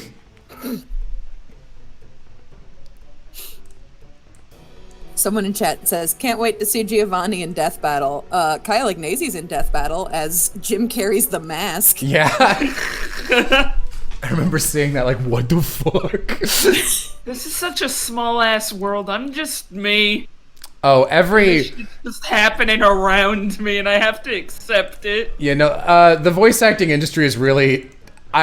I hate that this is always the term I remember, but somebody once described it to me as like, yeah, voice acting's really incestuous. Everyone knows everybody. It's true. But it's also because, like, voice acting casting directors have a very low bar for bullshit. Oh, so yeah. when they find someone who is, like, amazing and nice and good at their job, they'll recommend them to literally anyone who will listen. Yep. Just like, oh, it's like how if you go into Sound Cadence and you praise Kyle Ignazzi, everyone will come out of their holes and be like, "Oh, we talking about how great Kyle is." That is not a joke. Like fucking meerkats from the earth, they will pop out and be like, "Kyle, I love Kyle. I got you yelled at me because you were like, wait, Brendan, Kyle Ignazzi called you mommy on Twitter because you played his mom, and are you telling me that you're like, yeah, and Emily said you almost made me that character." I was like, "Yeah, but you never happened to be around on any of the days we were there." He's like, "You could have told me, I would have come in. Are you telling me that that's the only thing preventing me from getting a mommy tweet from Kyle Ignazzi?" That's so embarrassing. I know, I'm just outing you. Live for 300 people listening. Why would you do this to me? I've been betrayed. Because I think that story is really funny. It is funny. I'll grant you that. I am mad at you, though. Why?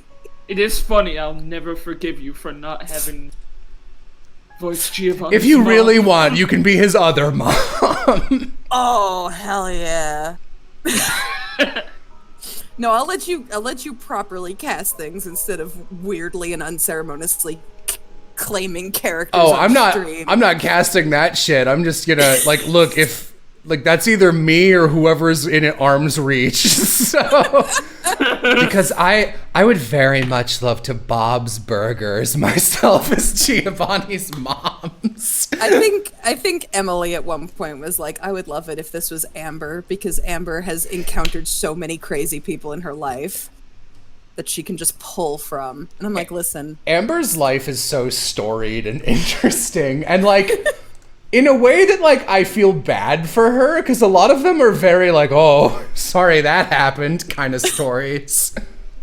My favorite thing about Amber is that she'll tell me an insane story, like something tragic and completely bonkers, and she'll be like, "Anyway, that was like 2 months before I met you," and I'm like, "No, it was not. There is no possible way that is what your life was like right before you met me. Ooh, that's She's cool. like, yeah.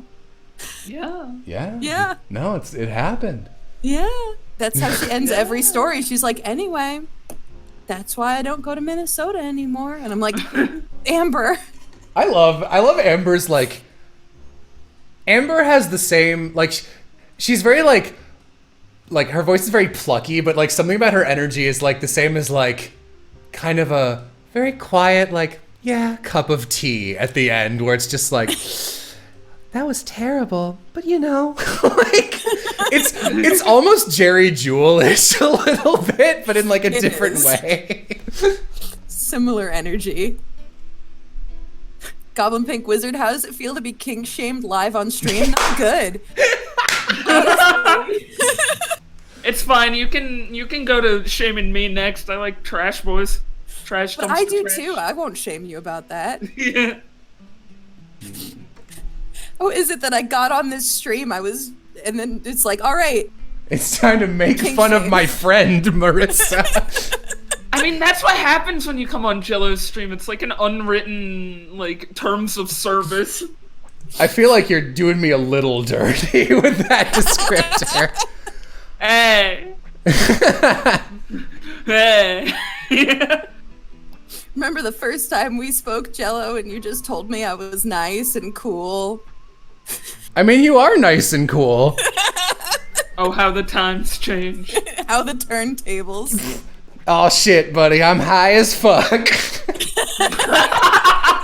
Looks at Molly's afro. Is that a big ball of kush? No. I don't know if there's like an insert your character smokes weed chart, but for sure Zora smokes weed. She probably just wanders the Your forest. fave character smokes weed pride flag. I can pretty much fucking guarantee that, like, Zora wanders around the woods and is just like, I'll smoke any weed. Dandelion lights it on fire. My favorite. It's the same energy as eating pine cone.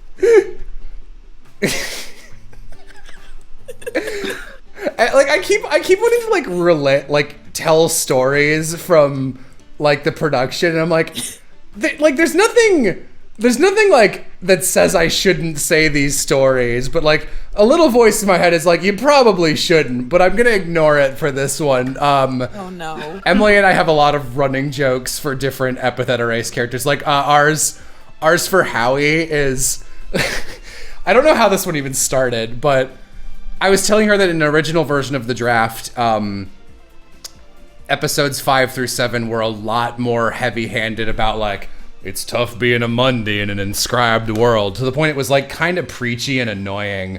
And it got changed, obviously, because that would suck. But we did a bit where it was just like, Howie's just like, that's right, people discriminate against me because I'm Italian.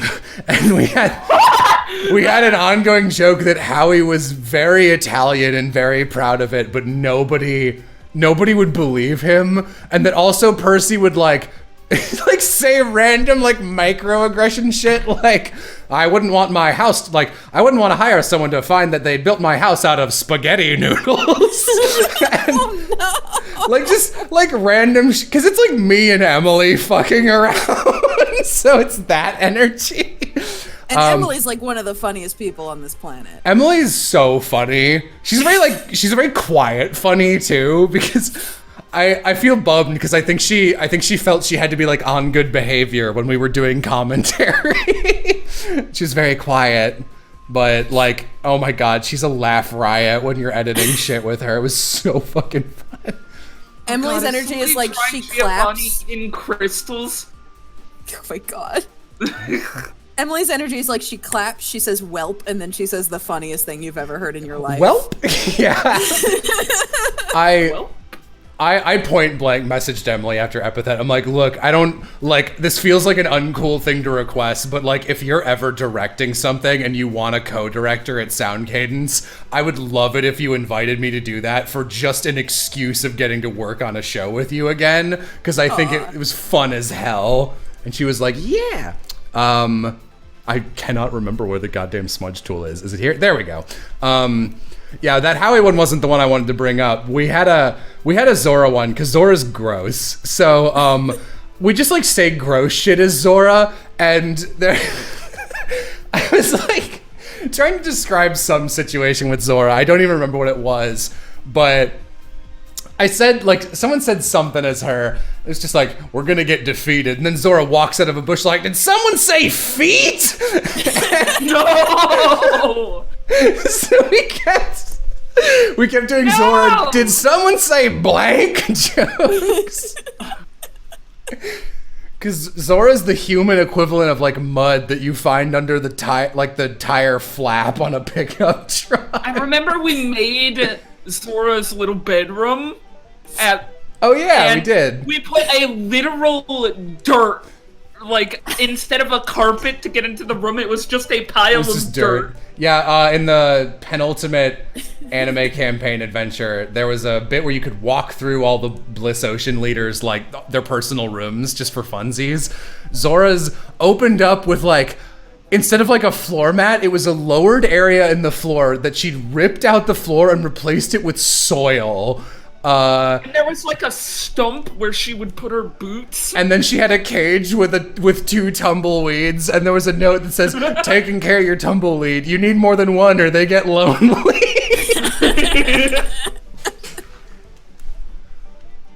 And she had like horrible cow-themed, either a carpet or a blanket, I don't even remember. Yeah, Zora's that room was a mess.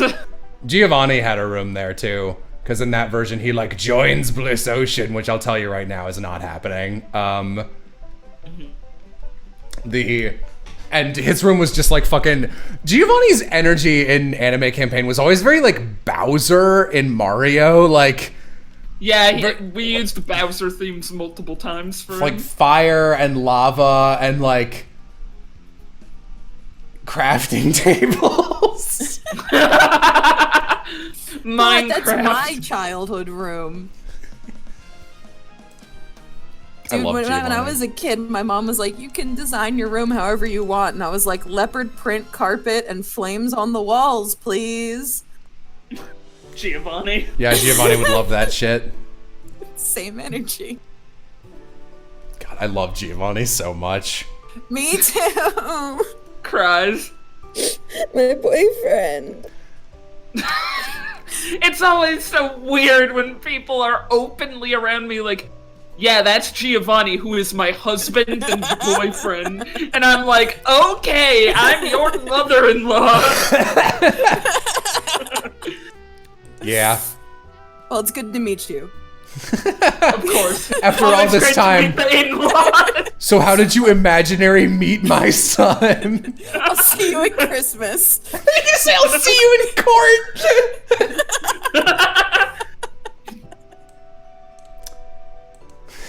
Y'all talking about feet? Emily and I we're very much enablers of each other. Oh, here's another testament to Emily being funny. I think she worked in Chicago for a while, and I think she like straight up worked for The Onion. Yes, she did. She did graphic design for them, because that's something else she's very good at. Yeah, no, anytime I asked her to do something, she had like 9 other jobs going on. Will Giovanni really wear a skirt in season 2? Fuck yeah. I'm so... Fuck it. I'm so dedicated to that at this point. Give him this. I won't lie. I love me some boys in skirts, but like I genuinely love the idea of Giovanni showing up in like black super edgy outfit, like black nail polish and a skirt, and him just being like, yeah, the real villain thing to do is to like fight against societal norms. What are you gonna do, Karen? Like, the real thing for villains is to not put pockets in skirts. my skirt is only pockets. I sewed it together from the wayward pockets. I cut out all my other pockets so that I would know what it feels like to not have pockets. Pockets? I'm an ally. So for the record, this is legitimately how I write.